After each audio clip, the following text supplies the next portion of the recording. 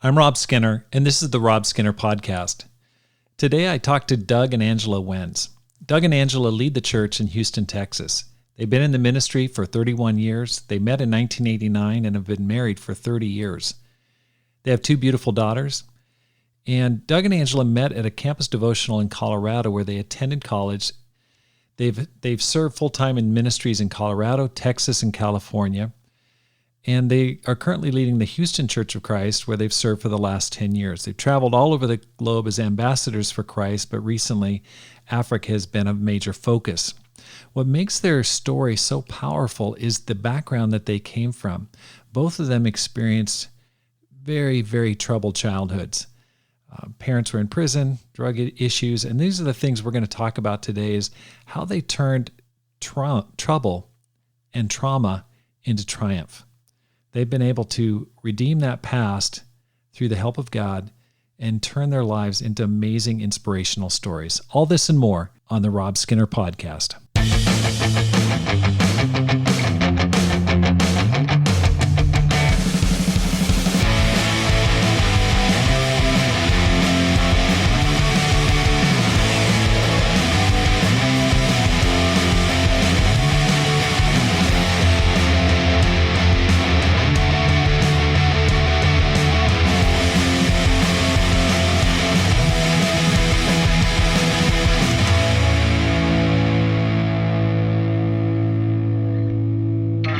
Welcome back to the Rob Skinner Podcast. My goal is to inspire you to live a no-regrets life, to make this life count, and to multiply disciples, leaders, and churches.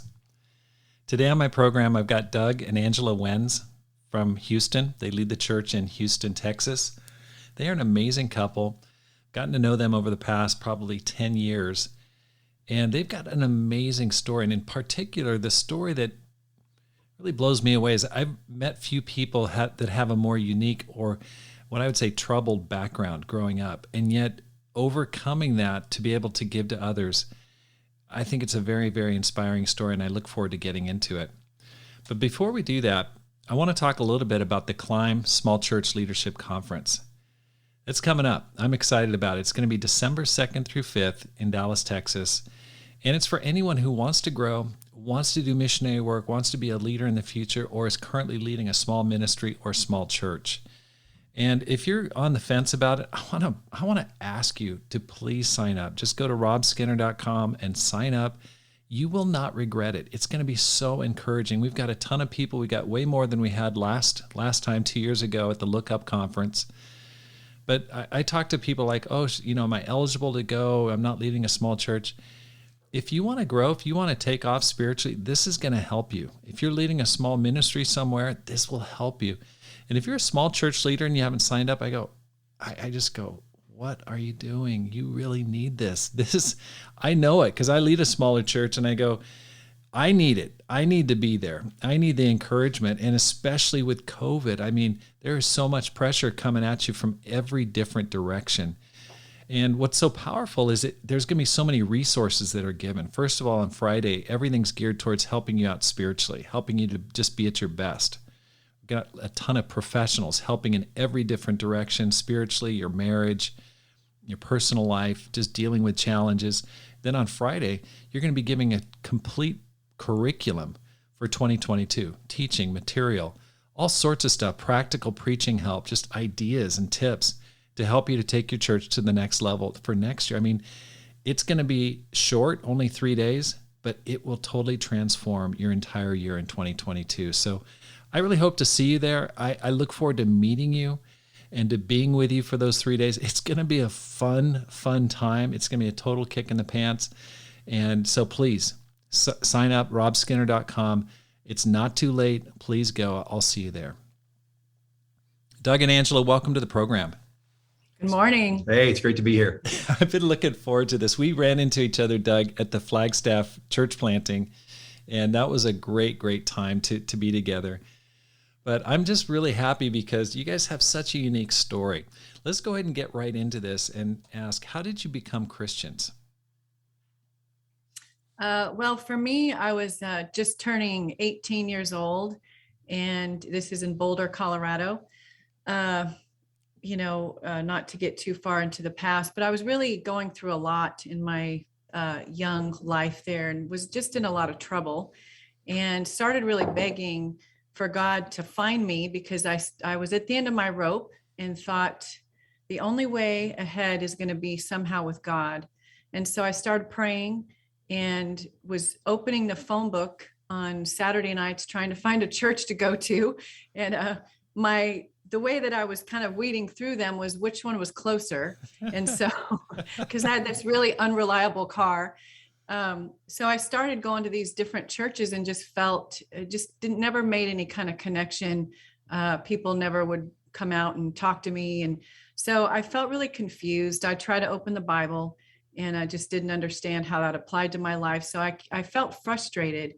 I was working at a job in Boulder, and they'd asked me to move to a different location. And so when I went over there was a woman that was a disciple, and she was part of our church in Denver that was newly planted in May of 1986. And of course, as you would imagine and expect, she started reaching out to me and asking me if I was interested in coming to a Bible talk after seeing me hungover on many Monday mornings. I finally went to Bible talk, and it finally dawned on me that this was really the answer to my prayer. And so got into the Bible studies and wrestled through a bunch of things. And I finally was baptized on September 28th of 1986. So you got met like right at the beginning of that planting. I did. Yeah. I was just, so that was, September. And it was just planted out of Boston in May. Was that Marty Wooten who's leading that church? Marty and Kathy. Okay. Great guy. Okay. And now how about you, Doug? Well, for me, I started coming to church in '88, and, again, without going to, I was just in a bad place in my life, trying to do better, you know what I mean? But just, against my best wishes and desires, I couldn't seem to get better, and so I'd gone to several churches and nothing came of that. And so I was getting invited on campus to small groups and things like that. And I finally went to one of those, and then I think I got invited to come to church a little bit before that, and I said no, and then got invited again. I said, okay, sure, I'll come. And if you call me, I'll come. And of course, I'm thinking nobody ever calls. Nobody does that. That's right. My experience with my friends. And those kind of things. And so I was out probably till 3 a.m. Saturday night, and 7 a.m. my phone rings. And I answered it, and the guy that invited me was like, "Hey man, just wanted to make sure you're ready. We'll come by and pick you up in a little bit." And in my mind, I was saying, "Oh, I'm so sorry, I can't do this." And all of a sudden, out of my mouth came, "Okay." So and I kind of looked at my phone like, "Who said that?" And so sure enough, they came and took me to church, and I used to leave the small group Bible studies on campus. I used to leave them early because I figured out after the first couple that at the end of it, somebody's going to ask me to study the Bible. So I used to always go to the guy next to me, "Hey, I got to," right before it ended. And, I would leave. And finally, just came a point in my life. I said to one of the guys afterwards, I said, I guess I should probably do this Bible study thing, huh? And he's like, "Sure." And so I studied the Bible voraciously once I figured out how much I needed God. And probably in less than 10 days, I surrendered and became a Christian, got baptized. And so that's sort of the abbreviated version of how I got met and converted. So that was 1988? 88 when I started coming, and I didn't start studying the Bible till 89 though. So wow, that's when I got baptized. And that was at the campus at CU Boulder? Denver. Oh, CU Denver. Okay, so you're right downtown there. Okay. Well, how did you guys run into each other? You guys are both converted in the same church. How did you guys meet and get together? Well, the first memory I had of meeting him was at a campus devotional, because we would sometimes have them together, the Denver and Boulder campus ministries. And I had heard about him before, and this is really going to out me, but a lot of it, he's still very handsome, and he was just kind of the catch, of the campus. And so when he was studying the Bible, the sisters were talking about him all the time, and, this cute guy getting baptized soon. And I was just, kind of a prideful gal. And I'm like, I'm not going to be part of the fan club running after this guy, So anyway, he gets baptized, and that fan club continued to go on. So I just sort of acted, cool. And but at the campus devotional, he was sitting at the end of it. He was sitting on a table by the back door, and I was getting ready to leave, and I was walking by, and he was kind of, messing around with the door, pretending not to let me out. And so we kind of had a little introduction there. And then sometime later, the couple that was leading our campuses, because we had, the campus leaders for Boulder and then Denver, and then there was a couple that was over both. That was Kurt and Patty Simmons. And so they were encouraging us to go on a date. And at first I was a little bit resistant, like that guy, but finally decided to go ahead and go. So we went on this date, and it was great. It was I felt so inspired. And because we'd shared our backgrounds on the date, there was kind of this instant sort of understanding of, oh, okay, we can get each other. And so whatever I thought about him before was definitely changed on that date. And I came home feeling like I didn't want to like that guy, but if he asked me to marry him, I'd probably say yes, Okay, that is really interesting. So what year was that? When like 90 or something? It was the end of 89, toward the end of 89. Okay. So let's before we dig into your backgrounds, because it sounds like your background is kind of what that common ground definitely brought you guys together. Can you just give us like an overview of where you've been? Like, how'd you get into the ministry, and where have you been since that time?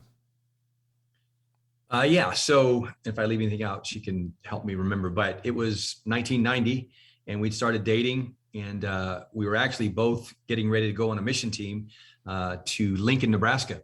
And I'd actually called up Kurt Simmons one morning, a little bit before we were supposed to go. And I gave him the dun, dun, dun, dun, dun, dun, go Big Red, because, the Cornhuskers are red. And I said, Kurt, can't wait to be in Nebraska with you on this mission team. We're going to do great things for God. And then hung up, and then I got a call a little bit after that saying I had a meeting tonight with Angela. And I'm like, oh, what's going on? So we got there, and they said, you're not going to go on the mission team to Nebraska, but you're going to go in the ministry. And if you remember back then, it was kind of like you had a choice, but they basically, it's like, we really need you and want you to go in the ministry. And so you're going to go in the ministry and stay here. And so that was in Denver. And so we actually ended up Colorado Springs for the first 6 months to a year, I think, of our ministry. That was what we were engaged during that time. So it was kind of like, hey, we hope you guys are going to get engaged soon. And we did shortly thereafter. And so we were there for about 6 months. And then we got asked to come back to Denver and lead the campus ministry that I'd been converted in just a year earlier. And so we came back and started leading that. And then, gosh, I guess a little less than a year into that, we got asked to move to Los Angeles. So we moved out there, and we're in the ministry in LA, and we were in several places in LA.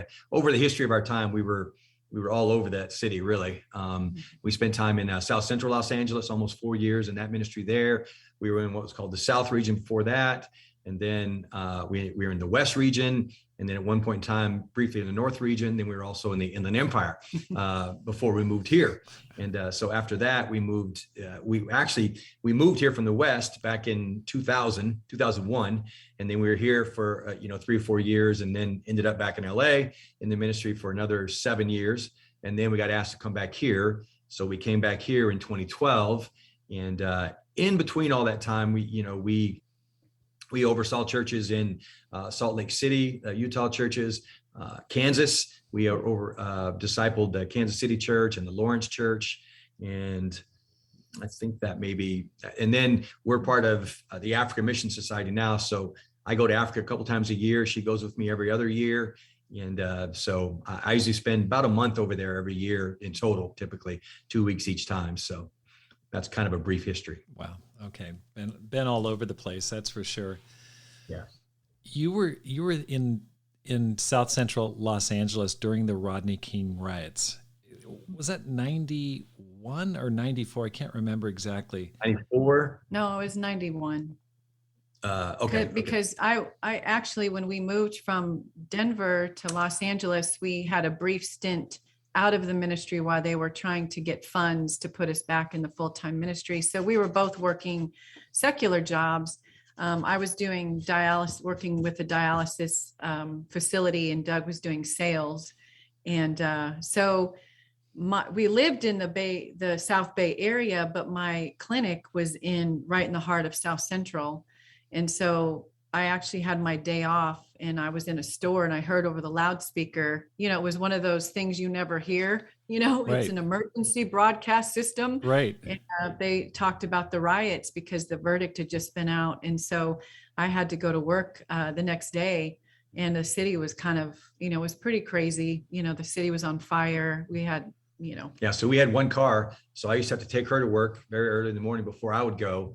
And during that time, I would literally slow down at stoplights, even if the light was red, and then speed through, because that's what we were advised to do. And because, people were getting attacked, and, we didn't necessarily look like everybody else there at that time. So we had to be a little extra careful. And then, so we got through that. And then a couple of years later, we actually went into the South Central ministry, and we were there during the OJ things. There were riots from that. And so it was a really eventful time for us there.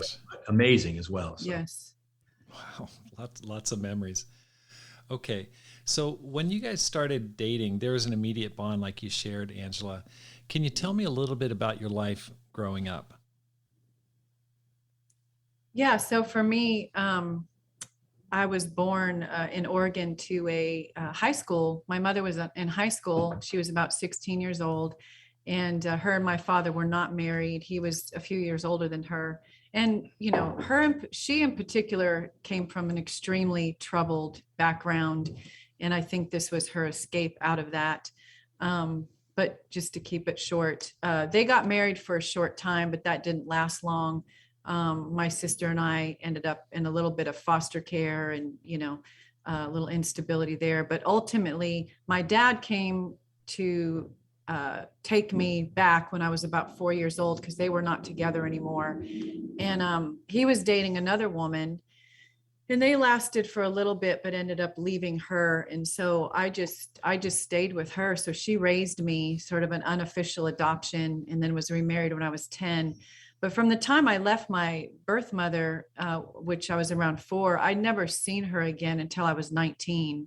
So I had no real memory of her. I could find her if I wanted to, but we had no contact for all those years until after I became a disciple, and then I went to find her. So my dad stayed in there with me. I had visits with him throughout the years, but basically was raised by this woman who just decided to take on this stray little girl, and and then she got remarried, and they had some other children. And so, but I was the oldest of all of those kids. My birth mom had my sister a couple years after me, and then another girl after that, which I had no real relationship with until I got older. So okay, so let's just wait a second. Okay, so you got a teen mom, then they get divorced, your dad, and then he takes up, marries somebody else, and then you are raised by his girlfriend. Yeah, they did get married for a time. Okay. His second wife, but they were together for maybe, I want to say, a year and a half. I think he walked out when I was just turning 7. Okay. How can he walk out? I mean, like, he walks out, he leaves you with his. Now, were you calling that woman your mom? I mean, do you call her mom now? Yeah, she passed away in 2013, but yes, I called her mom. Because my dad, had left when I was real young. When he came to come pick me up, because my mother had said she was having difficulty handling 2 babies. So he came to pick me up. He had this woman, Karen, my mother, with him. And because of some things that had gone on in the home prior to that, I was really afraid of men. So I just was very skittish with my dad, distant from him. And I really clung to Karen and got really attached to her really fast. She'd also gone through some real difficulty. She was from Chicago. Her brother was killed in a car accident. Her father had died 6 months prior in a strange accident. And so, her life was turned upside down. So I think we kind of found just a real comfort and connection with each other. So I think it was just, she was only 20, I think she was 20, 21 years old. And here's this, little, almost kind of orphaned little 4 or 5-year-old. So we just kind of stuck to each other. And she told me, I don't remember this, but she said, when my dad left, I asked her, are you going to leave me too? And she said, at that moment, she decided to be committed to caring for me. Oh my And gosh. so that was kind of our bond from then on. So, I mean, did you ever talk about that? Did you ever just say, hey, Mom, I'm not really your daughter? I mean, like, did you guys ever have those kind of talks growing up, or was it just assumed this is just the situation? yeah, I think there was different times where I had deep insecurity. I love both of my parents. They were young people, there was a lot going on for them. And we have a relationship now, really close to my dad, especially. But I think at the time I had deep insecurity because I knew that my mother kept my sister. And so I internalized that as there's something really flawed with me that neither of my parents of origin want to keep me, and of course that wasn't really the whole truth, but as a child, right, that's how I viewed it. So I had deep fear of being abandoned.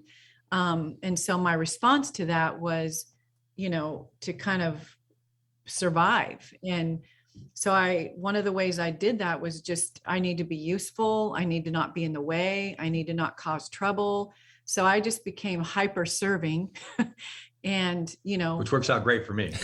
and, just really trying to adapt to the new situation. So we would have conversations because there was no official adoption. She just became a legal guardian. And when I got a little bit older, I'd asked her and my stepdad, I really want you guys to adopt me, because it was strange back then being in a home where all the children had, one of them was their parent, because my stepdad had 3 kids that he brought into their marriage.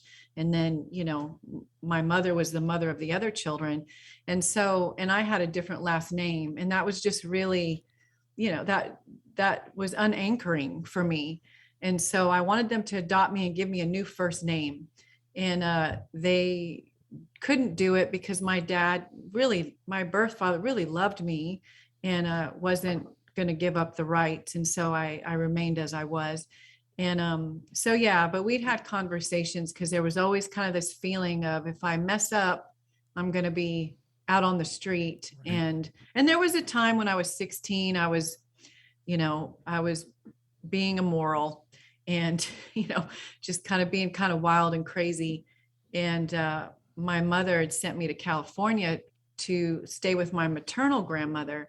And she had said, I'm going to send you there for a week. And it was in the summer, just to get you away from the situation, because she was pretty upset with finding out what I was into. And some of it was fear that I would become a teenage mother, right, like my mother. Right. And so she sent me out there, but left me there for the whole summer. Oh boy. And that really tweaked me. And I don't think that was obviously not her intention, but the message that was sent to me is that if you're not, walking the line here, you can just be cast off. And so I came back pretty upset and bitter. Right. And I didn't talk to her for a week. And we never really had a talk to kind of tie that up. I just kind of let go of my, my silent treatment and, sort of got over it. But that was something that carried deeply inside of me and had to really wrestle through with as a young Christian, especially. So, okay. Yeah. And then when we got married, that would be something that would kind of impact me in our marriage too. Just that fear, Oh, I just can't imagine. So how was your relationship with your stepdad?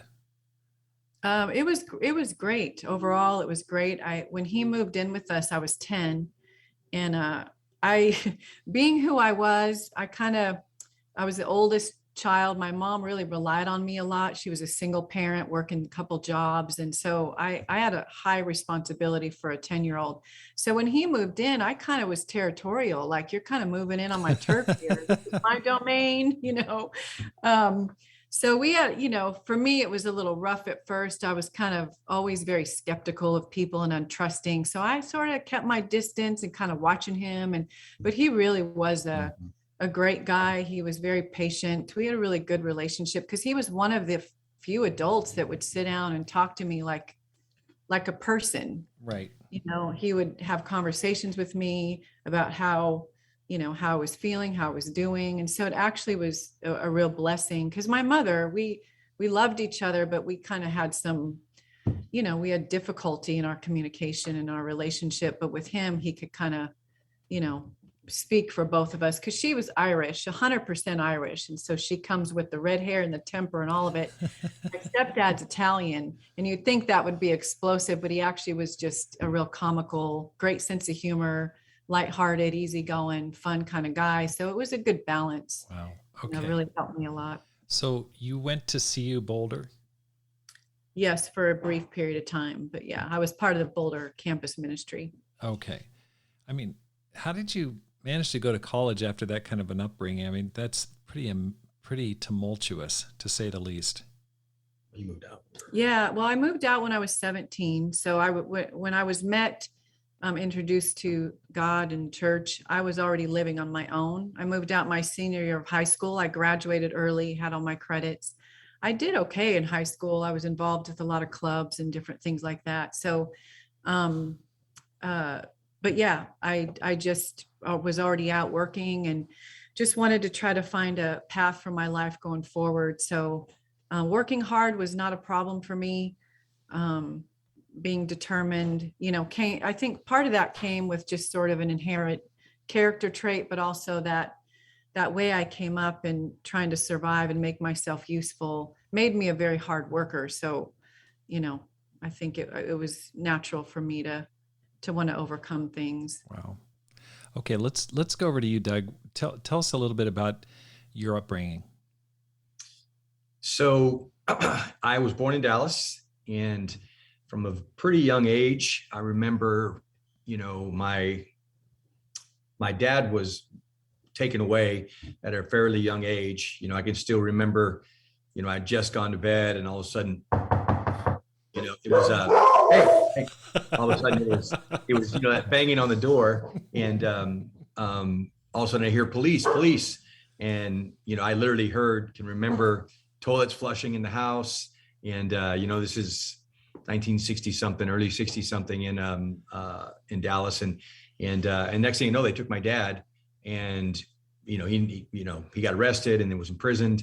And so my mom had my sister and I. My older brother was already living with her mom and stepdad. So she called him dad. So my grandma and grandpa, if you will, he was already being raised by them, because she'd had him 4 years earlier than me, I think. So she was really young. And so we would get together, go places with my mom. And sometimes my sister and I would be playing. She was a year and a half older than me. We'd be playing, and next thing we know, my mom would be gone. And so we might be there for a few hours. We might be there for a few days until she came back. And so we got to a point where anytime we went somewhere with her, we'd follow her around wherever she went in the house. And, if she would go to the bathroom, we would sit outside the bathroom door, and play jacks or color or something like that, to the point where sometimes she would actually crawl out a window, and then whoever house it was, they would come and say, "Come on, kids, let's get something to eat. Your mom's gone," and that kind of thing. Well, she had left us with my grandparents, I think, one too many times. And so they actually took us to an orphanage. Turned out to be a Church of Christ orphanage, probably 3 blocks down the road from where we lived in East Dallas at that time. And so we got put in the orphanage.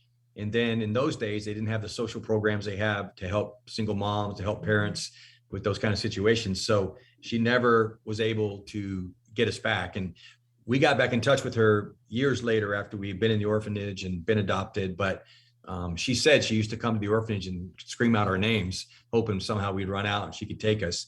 But when we were in the orphanage, we ended up in a few foster homes, and some of those, there was abuse, some of those, for her, some abuse for me. Then when we were back with my mom, she had different boyfriends at times. And I remember one of them abusing my sister and walking in on that, and basically being threatened if I didn't get out of here, so those sort of terrible memories for a young person. But then what would happen in the orphanage is sometimes people would come and they would take you out for a weekend just to kind of encourage you, sort of like a big sisters. We got to go to Six Flags over Texas a lot of times in those days, but other times families would come and sort of test drive you for a weekend. take you home. If they already had family, take you home, see how you interacted, all that. And there were probably 2 different families that wanted to adopt me and not my sister. Initially, I think she was a little bit older, so a little bit more in touch with the damage and the fear and that kind of stuff. And so I vetoed that because I was like, she's the only constant in my life up to that point in time. Right. I was 6 years old when I went to the orphanage and didn't get out till I was almost 10. So almost 4 years in the orphanage. But in between there, we go to foster homes sometimes. And I don't remember any of those being good. One was pretty good. It was 2 women that lived together, and they were nice, but it was weird because one of them, so anyway, but other than that, the foster homes were never very good. We actually got shifted to a different orphanage for a while, and that was even worse. That was a very bad one, if you will. And so eventually, though, families, like I said, they would take you out, and I always look at it now as test drive you. Well, one family decided to go ahead and adopt us, and they were pretty young. I mean, I was, almost 10 at that time. My sister was just turning 11. And so I think they were 26 and 27 when they adopted us. So I was pretty young, and so that wasn't without some issues. My sister never really panned out. And she ended up, anyway, there were different things there, but yeah, so that was kind of my childhood, knowing that my dad was in prison and I never saw him. And so my mom, I had a relationship with her, of course, and then we went in the orphanage, and that was it. They kept us away from her. They wouldn't let her see us, because once we got put in at those days, it was like, you're up for adoption. You're not going back to that family. So they wanted to cut all ties, and they did. Even my brother used to ride his bike and talk to me through the fence. Well, they ran him off because in their minds, I think they thought they were doing what's best. Like, that part of your life is over. You don't need to be reminded or tied to it. So they wouldn't let him visit. And that was that, and next thing you know, we're adopted. We have a new last name, and, we're, this is our new life kind of thing. That old life is like, it never happened. Wow. And so that was sort of, I can tell you more, but that's kind of the basis of it. Your brother would come and talk to you through the chain link fence. Correct. Oh my gosh. Yeah. How did you deal with that? Like, it's almost like you're in a minimum security prison or something. Yeah. Well, we were definitely fenced in because, we were orphans and people did run away from there. I had planned a few escapes while I was there, but never actually. I actually slid down the fire escape one time outside what was like a dormitory outside the room, slid down there. But then I was like, I don't really know where I'm going to go. So, right. At 6 years old, I wasn't quite sure where to go next. Okay. And so, but that's what it was like. Yeah. So Doug, why didn't your grandparents who were raising your older brother, why didn't they adopt you? Well, like I said, I think my grandpa decided, my grandma had a nervous condition, so she was still working. He was working, she was working. And he was like, there's no way we're going to raise any more of Sharon's kids. This is already too much of a burden on my wife. And so that's why. Yeah. And so I think maybe one, it was try to get my mom to straighten up, if you will.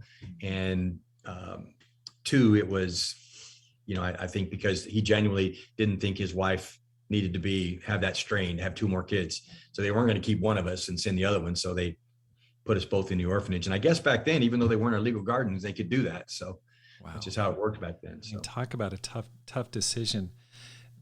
It brings up so many questions. One, what happened to your mom, and what happened to your sister? Okay, so my mom, she had a few other kids, which I can tell you about that in a minute, but after me, so I was the 3rd, and then there were, we think 4 more, maybe 5, I think 4 more. But so after I got adopted, the reason my mom would leave us because she had a habit. And so I do believe that she really loved us and was doing the best she could. But again, they didn't have as much help back for those kind of things. And so she was just in that life. She was single, of course. Her husband was in prison, all that kind of stuff. So it was just, a rough life. And when you say a habit, you're like a heroin habit or? Yeah. Yes. Okay. And heroin and other drugs too, I think. But yeah, that. And so my sister and I both were in incubators when we were born because we were a little bit premature. So I think that had something to do with it.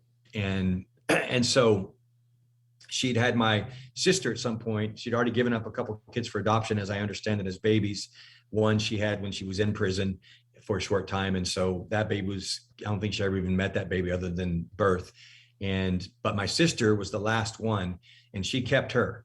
And so my little half sister was, grew up with my mom. And so my mom she ended up dying one night. She bled to death out of her, I don't know if it's too graphic, but anyway, because of all the drug use and all the abuse she had experienced in her life.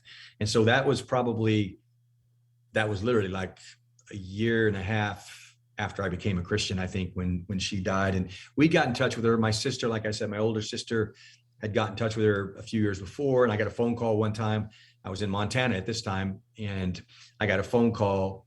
My sister was like, "Hey, Doug, mom's on the phone. She wants to talk to you." And I'm thinking our adopted mom. I'm like, why would you call me to tell me mom's on the phone? Like, right. Okay, right. mama. And then it was my birth mom. And she was like, "Oh, hi, sweetheart." And that was the first time we had talked, since I was a, 5-year-old kind of thing. And so we got back, I went out to see her and visit her, and we were able to develop a relationship again for a couple of years, 4 or 5 years, probably, before she ended up dying. But that's how I met my little sister. And I was able to get her to come to California a few years after we became a Christian. And then we were able to, convert her. And I said, "Hey, I've got this guy I'd like for you to meet that was in my ministry." And sure enough, they met, and they're married now for 20 plus years with 3 kids. And okay. So your younger half sister became a disciple and then married a disciple? Yes. Okay. Wow. Yeah. That's amazing. Okay. Now, Doug, what was it like going back to where you were, like your early years with your mom? Tell me about that experience. Yeah. Well, should I tell you real quick about my older sister? So please go ahead. Yeah, she suffered more than I did from our childhood, and basically became an alcoholic. And we'd actually gotten her to come out to California too in about 1996. And she stayed with us for a while, and she actually started studying the Bible. She'd stopped drinking. She was pretty unhealthy at that point in time because of it. She's a beautiful, beautiful woman, but it was hard to even recognize her. But she started getting better. And anyway, eventually Angela would see her dipping outside, and then she finally sort of followed her and realized she was hiding liquor under the house and would slip outside to drink it before she would come back in. And then so she eventually stopped studying, went back to Dallas, where she was from. And so we thought, oh my goodness, that was her chance. And she was so close, and why? It's never going to happen. And then she went back to her boyfriend and got sick again. And he was literally buying her boxes of wine, feeding her wine while she's in bed, because she's so I got a call one day saying, "Hey, you need to come to Dallas. Your sister's in the hospital and she's not going to make it." And eventually I did, we did go out, not eventually, but pretty quickly thereafter. We studied with her a little bit. And some beautiful women in the church in Dallas studied with her. We actually, were trying to get the hospital to let us baptize her in their physical therapy pool. And they were trying to find out, but we didn't know how much time. So we eventually went down there, and we came up on the elevator afterwards. She's soaking wet in her wheelchair. The door opens and the nurse says, "I got great news." And she looked and saw Karen and said, "Looks like you already did it." So that's how, she became a Christian. And yeah. And then she passed away 6 weeks later, but the church in Dallas was just amazing. They went and visited her and loved up on her. And so, yeah, it was amazing. But so then you just asked me a question. What was it? What was it like going back and seeing your birth mom? Well, one, it's that age-old story. You go back to, because they were in the same house, bizarrely. So it had to be 20 years later, I guess, probably close to 20 years, 18 years later, I think, still in the same house. And it was tiny compared to what I remembered. I was like, "Oh, wait, where's the rest of it?" So that was interesting. But, we went back, and again, it was East Dallas, which was by now a very rough area by that time. And so she had bars on the windows, bars on the front porch, because she was making her living by dealing, and she'd been broken into several times and beaten up and robbed. So they had it safe like that. And so that was strange. But beyond that, it was, this is before I became a Christian, but it was a really beautiful sort of reunion. And it was clear to me that she loved me always and missed me always. And so I genuinely believe that, she just had a habit that ruled her, controlled her. And so we had a really beautiful reunion and got along great, and met my older brother again. I remembered him, but by now he's totally different. He's a grown man with a beard and all that kind of stuff. And so, but he still lived there. So it was a different life than my wife and our kids grew up in, that's for sure, but it was a great thing in so many ways, although it was strange, and hearing all the stories was nice because I don't know my past. And so she filled a lot of gaps in, but. Wow. You mentioned that you discovered you had another brother.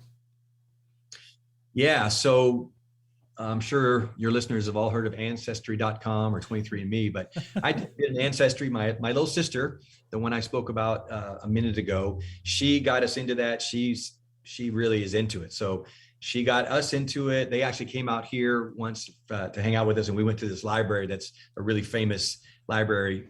Genealogy library.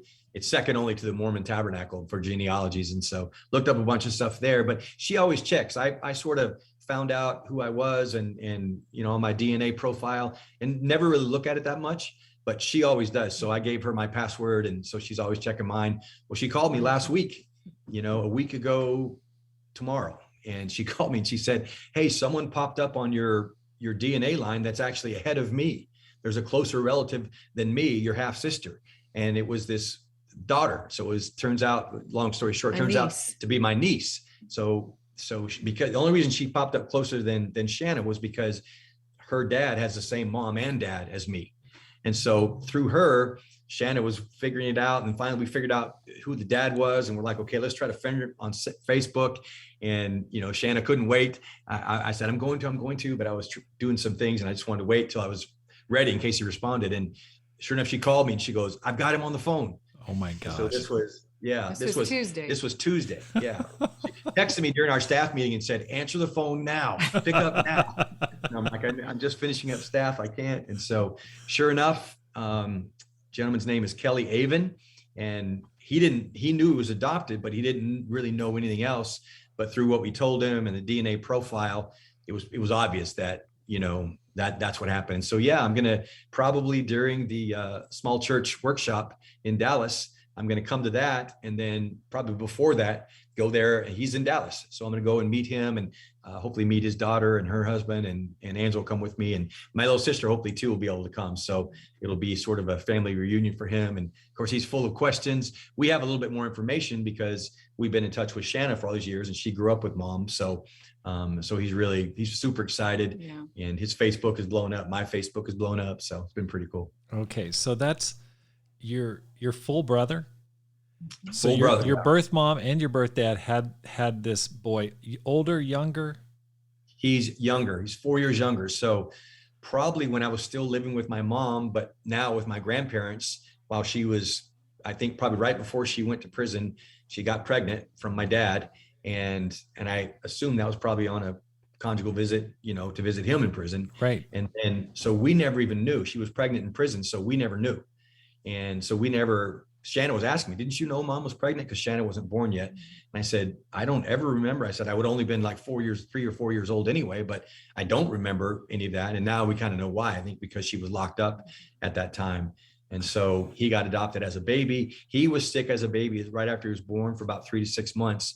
And then like me, he was very healthy ever since then, but he had to stay in the hospital and got adopted from there. So this is Tuesday. We talked one day, we're going to talk some more, but it's super fresh. So, wow, that's awesome. So you were a premature baby. Your sister was, and then your half sister, or this brother that you just met, what I guess is because of your mom using drugs during the pregnancy, or? That's our assumption. Yeah. Okay. Either that or something in our DNA. I don't know, but our assumption is, because he was sickly as well. Oh my gosh. And my brother and I both had hernias as babies, and both had to have operations as babies for hernias. We just, which is very bizarre that we would have that in common, but we did. It really is. It really is. Okay. That's a lot of stuff that you just shared. I mean, for both of you guys, it's interesting to me that both of you have a very troubled background. Is there anything else that's been influential or that happened to you that has had a big impact on your life growing up? I think for me, an additional part that people might imagine is just some sexual assault. It didn't come from anyone in my family, but just having several experiences of being, traumatized, I guess, if you want to say, through the years, a few different times, definitely had an impact on, my life and how I saw the world and how I saw people. So yeah, I would say that. Okay, thank you. Yeah, I mean, I think I didn't mention it before, but I was actually married for a brief time before I got met and became a Christian. And that falling apart, not working, that definitely, I'm sure, had some impact on me because of the perhaps childhood issues of abandonment and that kind of thing. But, without going into it, she had every right. She was a really beautiful and sweet person, and God blessed her life, after me, which was really good because I just was a mess, and so I wasn't a good husband and wasn't a good person at that time. So, but no kids from that relationship? No. Again, by grace of God, I know she's got her own family. Of course, I have my own family now. So, but yeah, it just was a messy time, and I was really crazy back then. Yeah. Party wise, drug wise, and all that kind of stuff. So, okay, so after hearing your whole story, I'm just left with so many questions, and I'm sure people listening are just like, "Whoa, that's intense." I guess one of the biggest questions is how did you guys pull yourselves together? You've spent the last 35 plus years or so helping other people, leading churches, serving, putting their lives together. And yet you guys have one of the shakiest personal foundations I've ever heard of. And I've counseled a lot of people's backgrounds. How can you just kind of walk me through, how did you guys put yourselves back together from that horrendous background? Well, this might sound a little mystical, but I remember having this recurring dream when I was growing up that I had fallen into some sort of body of water and I was drowning, and there was sort of this invisible hand. I know this sounds crazy, but this invisible hand that would lift me up through the water every single time. But I had this dream reoccurring. And so during the time I was studying the Bible. Did I know that? I think I've told you several times. Learn something new every day. I know it sounds kind of wonky, but I bring it up because when I was studying the Bible, I had remembered that I'd had that dream so many times. And to me, looking back, I thought that was God. That's how I saw God in my life, that even though there was these things where I felt like I was drowning in a pool, God sort of, kind of picked me up and raised me up from the bottom. And even though there was a lot of things that had happened throughout my life, I could look back and I could see the different times where God was working in my life, how he would protect me, or how something would come, present itself in some sort of harmful way, but I would be protected. Or even the way that I wasn't raised by my birth mother. I love her dearly, and she raised my sisters, but I think just who I am as a person, there was just even some protection and things that I see through the fractured life that God had for me and things that he was doing. So I think being able to look back and see God in my story and in his story was a huge thing. There's a verse in Ephesians 5:16 that talks about the days are evil, make the most of every opportunity. And I had done some study about that. And basically the idea that making the most of every opportunity is basically redeeming time. Like you're sort of snatching time from any kind of evil or worldly intention, and you're making the most of it. You're redeeming that time and using it for good. And so that's how I look at my life, is that God redeemed my history, but he also redeemed my future, that I did not need to be defined by all that. I didn't need to be held hostage to it, but I could use it in a way to honor God, to glorify God, and to help so many people. And of course, we encounter people that have gone through so many similar traumatic situations, but also, other kinds of trauma of their own. And just being able to have somebody that relates to you in some form or fashion, or understands what it's like to feel, lost or victimized or whatever the case may be, I think makes a huge difference in being able to share the gospel. Not that you have to have these hard life stories to share the gospel and make a huge difference in life, because everybody's got their own story, but just that's how we've approached it, is that God has really taken our path forward and he's made it something completely different. He redeemed that time for us. Wow. So that's been a big, I think, perspective for both of us. So you've had a recurring dream that you fall into water, you're kind of drowning, starting to drown, and a hand comes from underneath and lifts you back up out of it. Yeah. That is awesome. Like 2 times, 3 times, or like countless times? Probably maybe 5, 6 times. That's maybe amazing. That dream. Yeah. And I know I actually did fall into water when I was around 4 or 5 years old and was drowning. So part of it is a memory, but part of it is just, because obviously there was no, real hand, Right. big, huge Sure. hand under Sure. the water. But I think in my dream, it was always kind of there. And I just had made that connection, studying the Bible, that's really how I'd felt, that Wow. I was drowning and he rescued me. How about you, Doug? I think, obviously becoming a Christian was massive. Yeah. And certainly scriptures like whatever you give up, you won't fail to receive 100 times. And it was family, mothers and fathers and all those things. And so, what I'd like to say is, once I really saw the love of Christ, I decided to never be mad about anything again, and that certainly has helped. I think it's been huge. But if I'm totally honest, I just think that God blessed me with a different kind of perspective, because honestly, it wasn't until I became a Christian and, started sharing my story a little bit. And even after, I didn't really share it while I was studying that much because it didn't necessarily come up. But after I became a Christian and was in the church for a while and actually went to ministry, I think, I don't know, it might've been Greg or Jay Kelly was the first one I really talked to about. And it wasn't until their reaction that I realized, I've got a traumatic story. I've got to, and I think, again, being completely honest, I guess because I'm not a super deep thinker, and I don't get in my own head a lot. And I think, again, it may be a slam on me, I'm not sure, but No. I've always just preferred to be happy.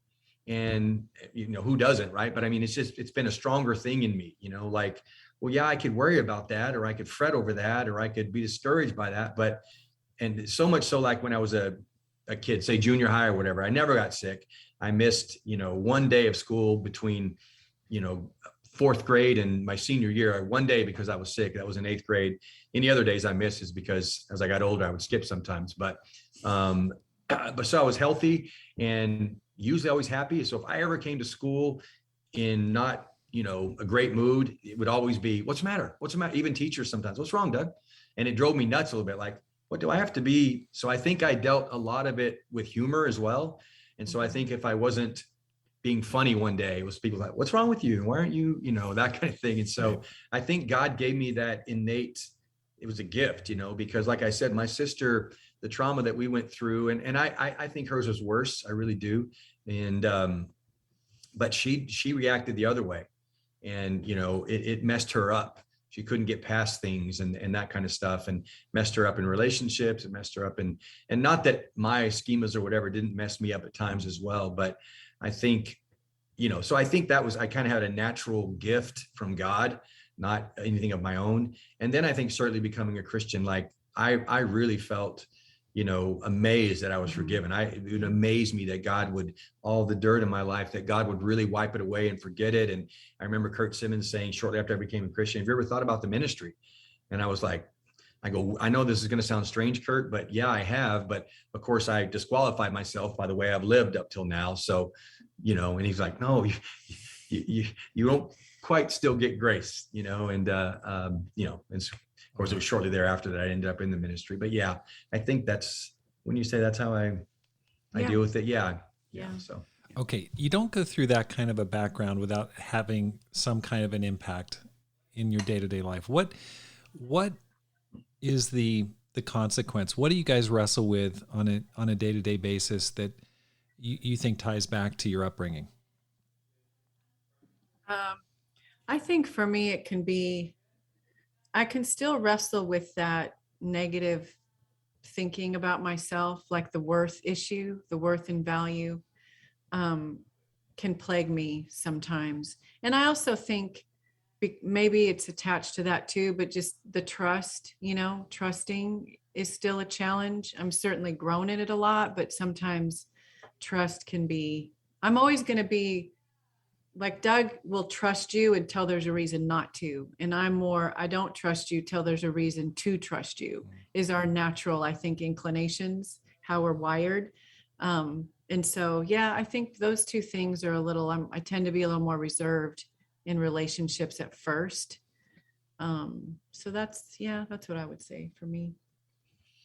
Yeah, that's a great question. I don't know. I think for me, maybe it's, how do I put it? Maybe it's, I want to be, is it appreciated, or I feel like I give a lot of grace and forgive people relatively easily. And people have said that about me, and which again is just, I think, lucky. It's a luck of the draw. It's like having a head of hair at 60 years old. It's just the luck of the draw. And, partially I think because I really feel I've been forgiven of so much, and he who's forgiven much forgives much, loves much. And but I think because of that, I can be hurt a little more easily in certain things when I feel like I don't get the grace back, when I feel like sometimes it's challenging for people to hold me to a standard I feel like they don't hold themselves to, or that kind of thing. So there's something in there that I'm sure comes from being an orphan and from all those kinds of things. So yeah, I mean, how about you guys seem like your marriage seems awesome. I mean, you guys, I was telling you guys this in the pre-interview. If ministry doesn't work out for you guys, modeling, definitely, you've got a future there. I mean, you guys are both super. She's gorgeous. Very handsome people. Physically, you look great. How has it impacted your marriage? What have you guys had to work through in terms of just your marriage? It seems like you guys are happy. Anything going on that you've had to really kind of compensate for? Or? Especially in the beginning. Yeah, I think especially in the start, we have an age difference. I'll let Doug say the age difference if he prefers to, but he's a little older than I am. I'm 59. She's 53. Yeah. So there you go. If you can do math. But the first year was pretty challenging, I think, especially on my side of things. The lack of trust and the fear really came to the forefront, because now I have just made myself totally vulnerable to another person in every way. I'm committed to you for the rest of my life. I mean, every way there's intimacy and vulnerability, and that was really rough. I wasn't quite expecting to feel the way I felt. And, we are very different in our personalities and our characters in many ways. And so I found myself just wrestling with some deep insecurities and fear of being rejected. If you really know who I am, if you really see kind of into my soul, you're going to run for the hills, because why wouldn't you? My parents did, which again is not really true, but that was the emotional feeling there. So I think that kind of affected the way that I was defensive with him a lot. Not easy to deal with because I was just so fearful. And I think he was unaware, I think, of some of those things. And so the way the lack of being a deep thinker, I was clueless. So yeah, he was a little bit clueless. So we just had some real conflict for a good while. Thankfully, we had so many great, wonderful people in our lives that were committed to meeting with us on a continual basis to help us work through those things. I think over time, those became less and less of an issue because the trust was stronger and stronger. I think now, what are our issues now? Probably just little dumb irritations that you have in marriage, because we're together so often 24/7. So Right. There's probably just some little, but I think for the most part, I look at it as God used our relationship to heal each other, that he's healed a lot of the past through one another, because we saw and we felt a loyalty from the other person. And no matter what we've gone through, and we've gone through hard times, even as Christians, and even in the full-time ministry, our tendency is to get closer to each other during those times rather than pulling away. So I think we've just, really found a stability in one another.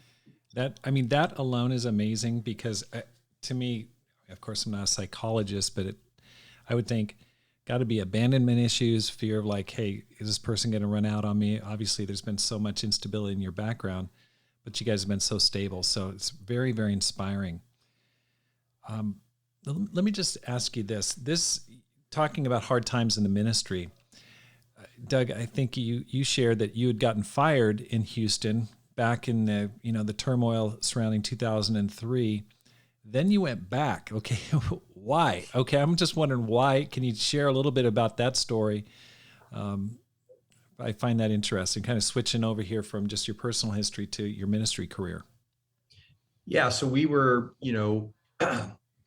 out here in 2001, and there was a big shakeup in our family of churches in 2003. And we ended up, fired is maybe a little strong, but who knows? It might have gotten there. I don't know. But I think because of so much turmoil and the church was going through, our churches across the world were going through things that we'd never gone through. And so because everybody was going through things, we really didn't have the help from each other that we normally had. So you were kind of, in a sense, on your own for the first time. And, I didn't handle everything as well as I should have. I learned a lot through that. And so we were hey, basically asked to resign. And so there was a very, which led to, almost 2 very challenging years, in our life. But like Angela said, our marriage did really well through that, which was certainly a benefit. And we learned things, Rob, as I'm sure you know, that we could have never learned in any other way, right, which I think made us better ministers when we got back in the ministry shortly thereafter.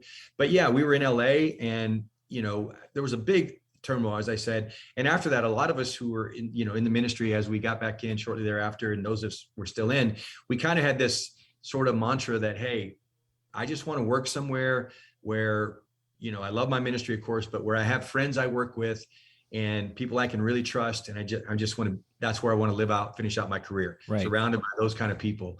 And so we were kind of that mindset, and we found ourselves in that situation in Los Angeles, with some, great friends, the Rocks, the Saltzes, and Lounsbury's, and just really loved our whole ministry thing that we were doing, our ministry there. We loved to death, Riverside, California, great friends in the ministry there. And then out of nowhere, we'd kind of followed Houston ever since then. And we saw that they'd had some ups and downs and some challenging times, and like every church. And so just kind of out of nowhere, Gordon Ferguson came to visit LA, and he pulled us, had lunch with us.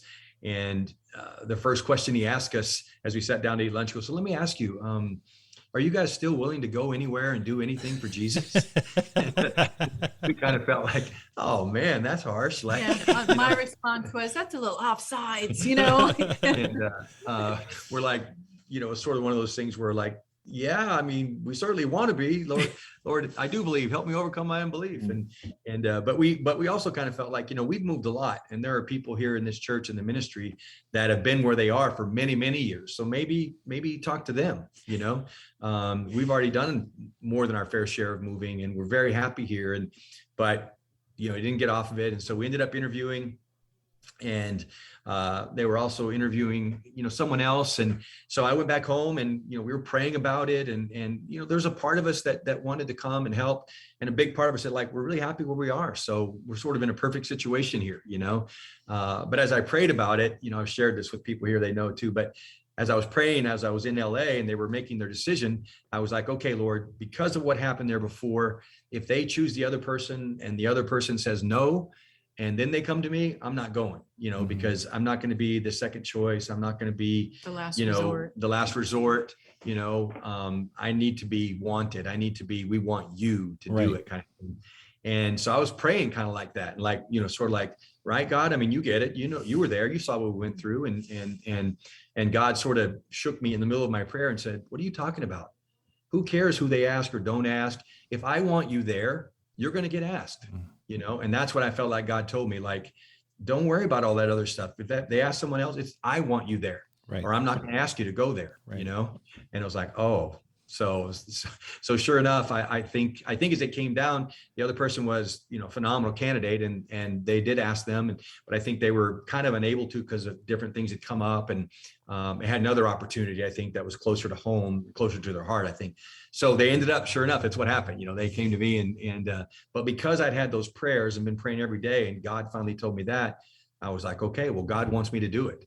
You know, and that's why, you know, not to over spiritualize it, but we really felt like if we'd have said no at that point, you know, we would have felt like we were saying no to God, you know, because we felt pretty convinced, really convinced, I mean, that it was God asking us. And so, yeah, we came, and certainly the first few years weren't without their ups and downs and bumps, but man, what an incredible blessing. This is such a great church, and we have phenomenal elders and staff, and you know, it's just been a huge blessing in our life. And you know, at the time we couldn't, even after the first couple of years, we didn't know, man, we're going to be able to survive this, you know.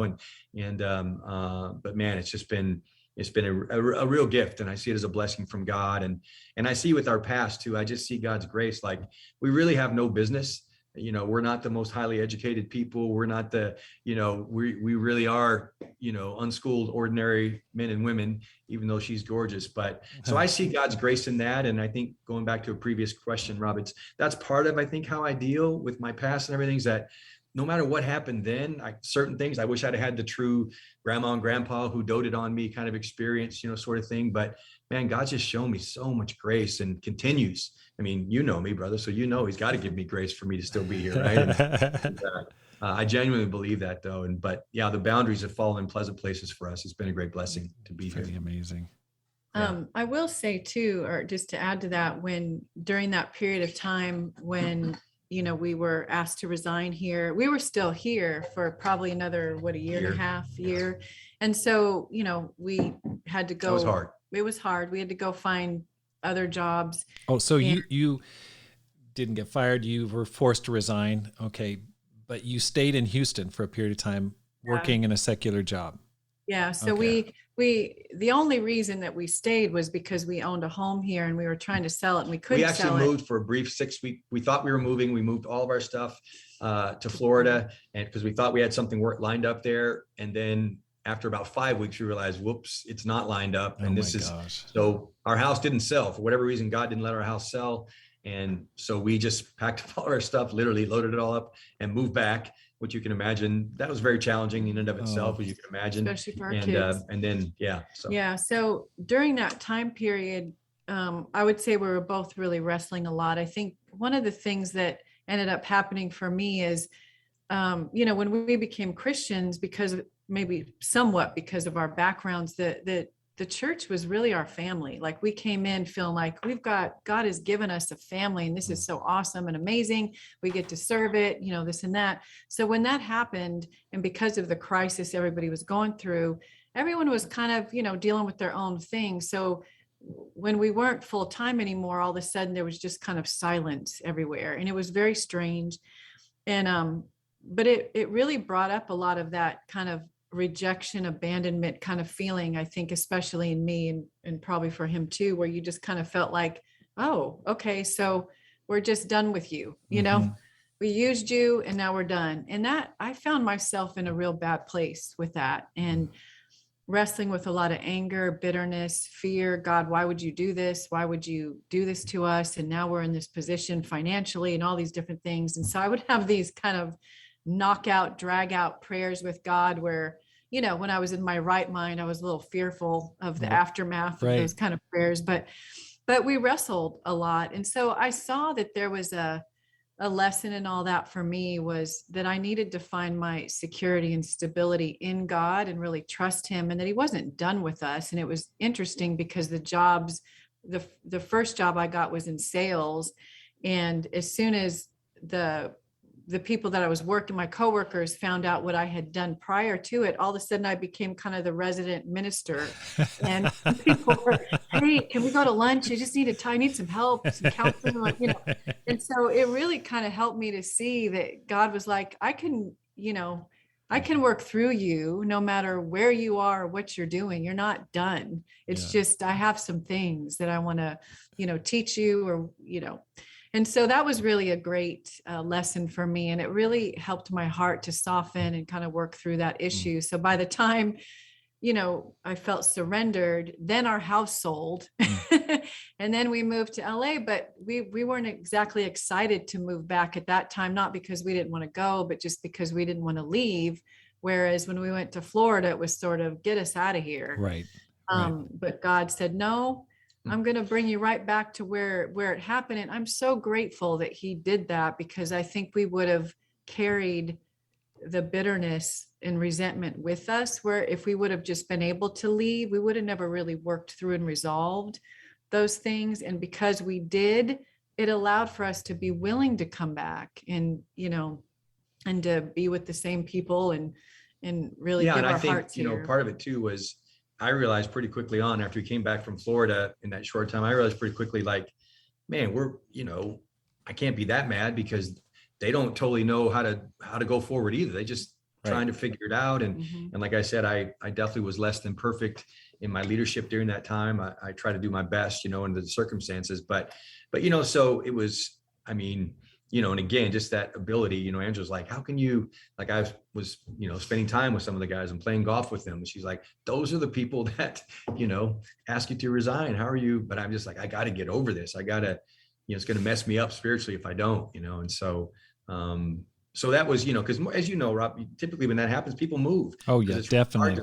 It's really hard to stay there. Absolutely. And you've never been in the ministry. It might not make sense to you. Why would that be so hard?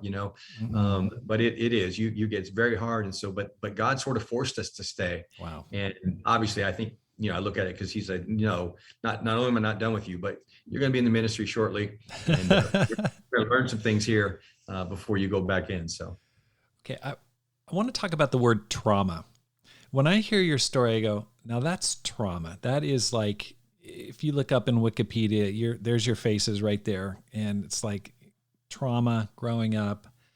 You've got it all. You've got sexual assault. You've got, raised in a drug environment, abandonment, or just every bad thing you can relate to. And yet the word trauma has become super popular and prevalent in the culture today. And in many ways, it's kind of like if you contradict me, or if you don't agree with me, that's causing me trauma. And the word has come to mean something totally different. Any thoughts on that, or any, I just kind of want to get your view on that, coming from your background. Yeah, that's a difficult one, because I do think that, at different times, words come to mean different things. I know that, the scripture says each heart, knows its own bitterness, and no one can share its joy. So I know that what might be trauma to me might be different than to somebody else. And there's, of course, you can always find people that you feel like have more, like even us, we can talk to somebody else and go, oh my goodness, they've been through some amazing things. We could feel like their trauma is more traumatic than ours. And, so I do think that, there's that aspect of it. And I think sometimes words can just become kind of a popular, maybe the usage of trauma now is a little bit different, and maybe it kind of diminishes the original meaning of trauma in some ways. So yeah, I'm not really sure how to answer that, other than to say that, trying to make sure that we're careful not to judge other people's traumas. I think we've had to just even sin, because I'm sure for us, sometimes we felt like, we're the worst of sinners. Or there's always somebody that's, everybody's better than we are, or maybe we're better than them, or whatever. So we have those different classifications, but I do think that, I definitely agree with that. I part of me though feels like when people call things trauma, it minimizes what trauma really is. Mm-hmm. And I think it also, and again, the standard for me, trauma is not, well, if it's worse than me, that's traumatic. Right. I don't feel that way at all, but I do feel like, to call a disagreement trauma, it's like, I just feel like that minimizes it, and it makes everything traumatic now, which therefore makes nothing traumatic. And I think it's hurtful to an individual to think they've gone through trauma, like, oh yeah, my life's been rough too, because I think it can make you feel less grateful, and I think it can give you a twisted sense of being, if you will, and can make it harder to be grateful, I think, is, like I said. And so I think kind of lost my train of thought, but I'll come back. And maybe it keeps you in sort of a, because I think for us, as we've shared our stories, the goal was always to expose whatever we've gone through to the healing of Jesus. The goal wasn't to sit in it or ruminate on it. It was, how can I be healed of this? Because there's a promise from God that, by Jesus's stripes and wounds, that we can be healed. And so I think we were always after, what's this healing? How do I get healed? And that's a work in progress. I mean, even 35 years later, there's still, peelings off the onion that you have to keep exposing to, so I would say, I think that, if we overuse that too much, I think it can make us maybe have too much of an attachment to, I really want to this is really hard for me, versus the attachment to, I want to be a healed, whole, healthy person that, that Jesus promises, which is always going to be, a work in progress. And sometimes I talk to young people, Rob, that they're like, well, you have a story and you've been through so much. And, maybe even sometimes you went out and did a lot of things. And maybe someone who grew up in the church, feels like, I haven't experienced any of that. I didn't have any of that. And so in a sense, I hear them saying, I want to have a story too. And so I think sometimes we'll want to call things trauma that may not, in the truest definition, be trauma. Part of it's just that we want to have a story. We want to, to have some experiences, even though we don't really want to go through the pain of really having that trauma. We want a story. Right. And I think some young people can wrestle with that. I understand it. I just wish I could say, hey, but you don't want to go through what I went through. I'm not only talking about the orphanage and all that kind. I'm talking about just the sin of my life. Because I've had young people literally say, but you had a lot of quote unquote fun or sold your wild oats, and then you became, and I'm like, man, you just don't know all the damage I did to other people, all the damage I did to myself, all the things that I had to undo because of all that damage, all the things I can't unsee or unremember. So, I just wish I could help them see what a blessing if they could look at their life down the road and see what it would be like without the trauma, and with it, it's like they would choose without it for sure. In order. So there are times when I look back on things that I've done or said, I mean, memories will just fly into my head, and I'll just cringe, or I'll just go, oh God, I'm so sorry. And, it troubles me. I mean, they can be minor things or bigger things, but I'll just, how do you shake off the past? I mean, you guys seem so grounded and so forward focused. Any advice to help a person just kind of move forward and not be fixated on the past?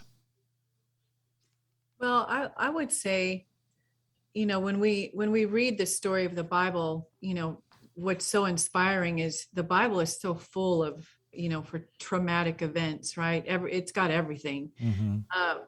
But when we read it, we're looking for, God in the story, God through the whole history, through everything. And I think that that's really something that I would encourage people to do, is to look at their life. And I don't mean by any stretch to ignore it, stuff it, try to, will it away, but just looking back through your life and seeing God through your life, even through the really most challenging situations. I could see, looking back, how God was weaving himself in my story. And so I think that that's a huge thing. I think for me is just making sure that we're looking for God, because then we can look for him now. We can look for, what is he doing for my future?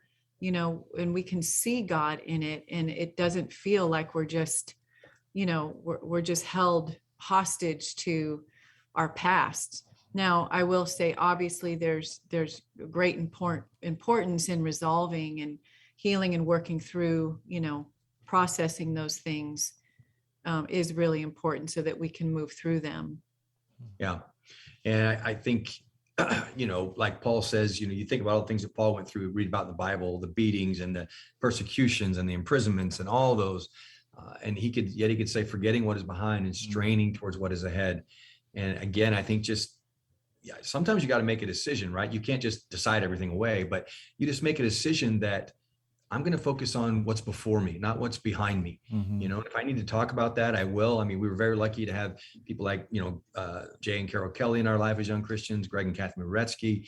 They grounded us in the faith. They grounded us in life. They were to us, very normal people, and they didn't all have perfect childhoods, either, but better than ours, if you will. And so, we had lots of help in that way, and we used it. We took advantage of it. We talked about our feelings, and so I think, for young people to be able to, if it's anyone, but especially young people, it's like, make sure you find someone like that. You have that mentoring in your life, that someone you can hold on to, someone that you can call family, and be grounded from that. And I think also do your best to genuinely, forget what's behind. And sometimes it is a straining towards what is ahead. Right. It's not like, just forget what's behind, just glide forward. It's a strain sometimes, but I think, I just remember all the time, most of my prayers, almost every prayer I have, I still thank God for forgiving my sin, both past and present. Yeah. But I think never losing the awe of that, never losing the sense of awe that I'm forgiven. Right. Like even the things I do now, I'm forgiven. Like it's That's just right. mind boggling, and that helps me to not be bitter and like you're even here, like I hardly have any bad memories, even though I know if I tried to conjure them up, I would, but most of my memories in Houston are just all good. My childhood kind of mostly all good, so it's amazing. What are you guys excited about over the next 10 years? You guys looking forward to anything? Speaking of the future. We're hoping for some grandchildren, of course, but I think we've just been having a lot of discussions between the two of us, just what, however long God has sees fit to have us on this planet. What do we want this next bit of our life to really look like? So I think we've been just kind of dreaming and scheming for how, what can we do? How does God want to use us? How can we prepare, those coming up behind us and help them get ready to, to carry things forward. So, right. Yeah, I think we just shared with the church. We just had our 30th anniversary service last week, and God really blessed. It was a great time. Everyone had such a blast being together, and we had all kinds of people from way back in the day that were on the mission teams and people that were waiting here for the church to come, and they all got to share, and it blew a lot of the young people's minds who had no idea, and just encouraged us old timers to remember the inspiration. And so, yeah, we want to plant churches still, out of Houston. We definitely want to see young people raised up, and that's been even more on our focus, even just in the last several months. But we have a vision that, we want to be like Caleb and be used by God. And we figure we'll be in Houston for a long time to come, so a lot of it will be here, but then who knows what God will do. But our vision is, man, we really want to see, a lot of the great things that have happened in the past. We just want to see them again. Yeah, we want to be here for that. That's right. I think that would be incredible, Now, I think you guys mentioned, are you guys going to be going to the Climb Conference in Dallas? Yeah. Mm-hmm. Yes. Thank you. I'm really excited. Thank you for coming. I think it's going to be an awesome time. Yeah, we hope to have some of our staff come too. So, because they all lead like small churches, if you will, in a sense. So, right. I think it'll be great. Any advice for those people who want to make this life count? You guys have had a really interesting background, and you guys have used your lives to make this life count, really to take, like you said at the beginning, Angela, you've really, God's redeemed your life, but you guys have made the most of it. But just any advice for a person is like, man, I've had kind of my own challenges here, but I want to make a difference. I want to make a difference for God. Well, I think, just going back to even Acts chapter 2 and just how the disciples were just devoted to, the scriptures, to prayer, to fellowship. I think being devoted is a major key, right? Just giving your whole heart to things. And then I've just spent, I think over the last year and a half, really praying for, to really see the opportunities that God will place in front of me, so that I'm not just going through the days, mindless, or even just kind of doing the practical things I know I should do as a full-time minister, but really looking for, being signaled by the Spirit of God for opportunities, that might come out of somewhere. And so I would say that too. I don't know if that sounds too nebulous, but I do think that God has work prepared for us in advance to do. I think sometimes we miss the opportunities that he puts before us, maybe because we're not paying attention. Right. So I've been trying to, focus myself in on, those types of things. Yeah, I think that's such a key. I just look at my life and think, had I not devoted myself to this at a younger age and not been, all in. I mean, I didn't dip a toe in the pool. I just, I went all in. Once I saw that's what it took, I went all in. And I think I've had people through the years that I was a baby Christian with, and, that I've gone to be in the ministry for most of my Christian life. And I'll go back to a church somewhere and they're always ask, how do you stay passionate? How do you, right?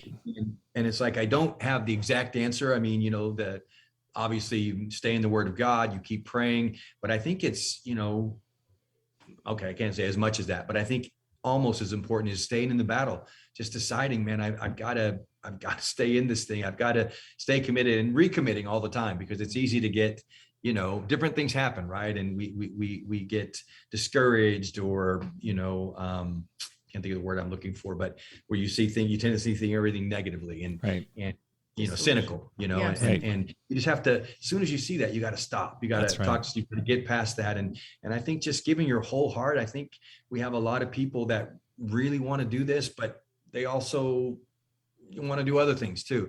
And not that other things are bad, but you get what I'm saying. Like, you got to be this is one of those things we got to be all in on, and God will provide everything else that's good and fun and all that if you allow him to. But I just find my life is more fun when I'm fully, doesn't mean when I don't do anything but this, but when I'm all in, when it's like, I'm not bored with it or tired of it, or, and I think you're gonna have moments like that in life, but you just got to get back to that place where it's like, man, I'm so blessed to do this, and who else can I help, and what else can I do, and that kind of stuff. So. Yeah. Well, it's great to talk to you guys. And I think about the scripture, never be lacking in zeal, but keep your spiritual fervor serving the Lord. You guys are keeping that fire burning. And if anyone could make excuses, you guys could make them. I mean, you guys could just take all your marbles, go home and say, if you knew my story, you'd know why I'm at where I'm at. But you guys are some of the brightest, most joyful people that I know of. And the way that you continue to serve God is inspiring to me. And I'm sure it's inspiring to many other people. Thank you so much for taking the time to share your story here on this show. Amen. Well, I'm sure this was the best podcast you've ever had. So I really appreciate it. It may be, very well may be. Yeah. Thank you so much, you guys. Yeah. Thank you, Rob. Thank you so much for joining the Rob Skinner podcast. If you're enjoying this podcast, please hit the subscribe button and let your friends know about it and how to find it. Because my goal is to inspire you to make this life count, live a no regrets life, and multiply disciples, leaders, and churches. Have a great day and make this life count.